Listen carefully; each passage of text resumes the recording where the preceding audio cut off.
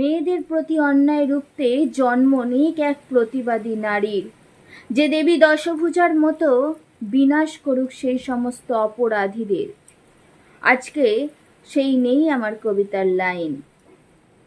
সমাজের বিরুদ্ধে গিয়ে সত্যের সম্মুখীন হয়ে জন্ম নিক এক প্রতিবাদী নারীর, যে চোখের জলের দুর্বলতা ত্যাগ করে রক্ষা কবচ হবে ত্রিশূল হাতে।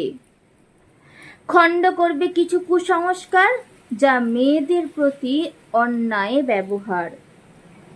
হোক না সে রণচণ্ডী, মুক্ত করুক রাজপথ থেকে গলি অত্যাচারিত হওয়া নারী। কথার মধ্যে কর্ণের তীরের ক্ষমতা, নররূপী পিশাচগুলির কর্ণ ভরে উঠুক গভীর ক্ষততে রক্তাক্ততায়। সিংহ বাহিনী অসুর নিধনে নারীদের করে তুলুক তার তেজে তেজস্বিনী। গর্জনের হুঙ্কার থমকে দেবে অপরাধীদের, কম্পিত সুরে ভীত করুক ওই নীচ বাক্য প্রয়োগ করে নারীদের দুর্বল করে যে। আরেকবার দেবীর উত্থান হোক করজোরে উচ্চ কণ্ঠিত স্বরে, চিৎকার করে জাগিয়ে তুলি প্রবল শক্তিশালী আদিরূপী।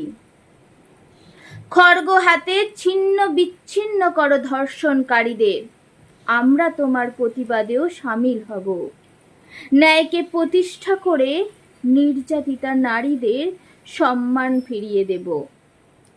তোমার শক্তি ছড়িয়ে দাও সকল নারীর মধ্যে, কোনো দৃষ্টিও যদি হরণ করে সম্মান, যেন খড়গ হাতে মস্তিষ্ক কাটে মাতৃরূপী পাপহারিণী রণমূর্তি।